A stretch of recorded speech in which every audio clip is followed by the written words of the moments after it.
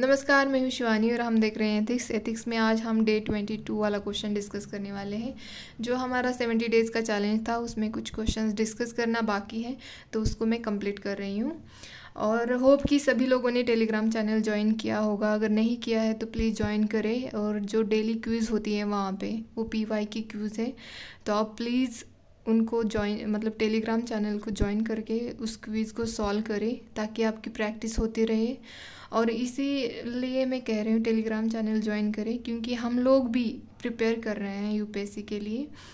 हम भी अटेम्प्ट देने वाले हैं, तो इम्पॉर्टेंट चीज़ें ही वहाँ पे अपलोड की जाती है कि क्वेश्चंस बनने के चांसेस होते हैं उसके ऊपर।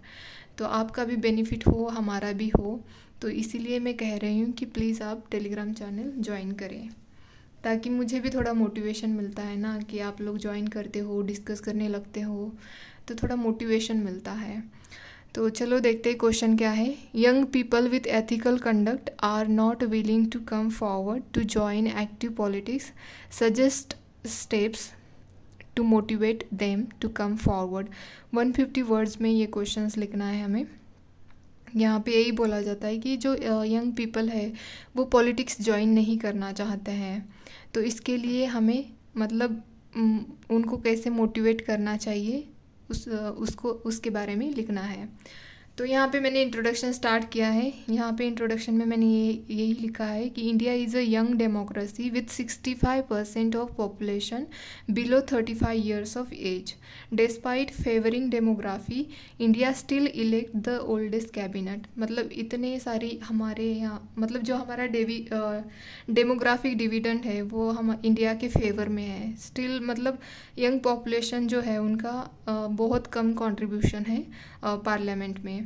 तो ये मैंने यहाँ पे लिखा है। And there are several reason for this including the perception of politics.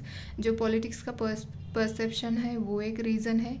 As a corrupt and unethical profession, ऐसे समझा जाता है यूथ के द्वारा करप्ट एंड अनएथिकल प्रोफेशन है।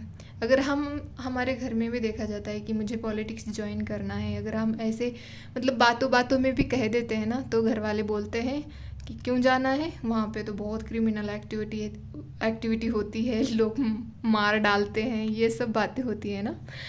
तो यहीं से हमारा डीमोरलाइजेशन स्टार्ट होता है फैमिली से ही।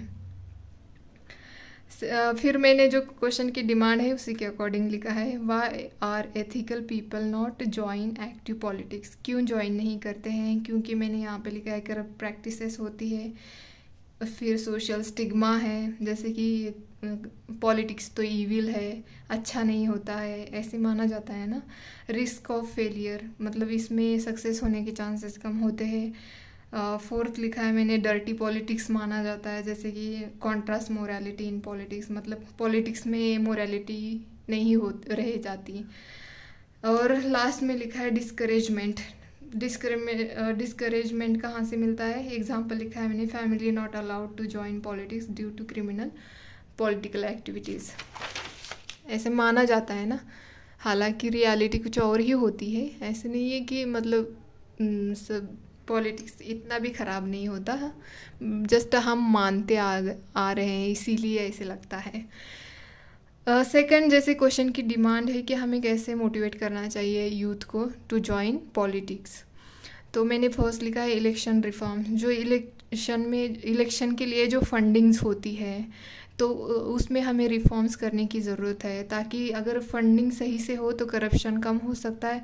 अगर करप्शन कम होता है तो यूथ अट्रैक्ट करने के चांसेस ज़्यादा होते हैं टूवर्ड्स पॉलिटिक्स।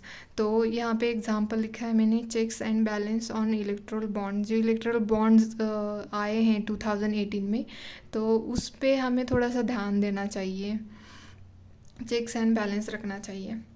और सेकंड है youth parliament. Many people lack awareness about youth parliament, need campaigns to reach at grass root levels. Youth parliament, अगर सच बोलूँ मुझे भी ग्रेजुएशन लेवल तक नहीं पता था, जैसे ही UPSC का प्रिपरेशन स्टार्ट किया तब पता चला।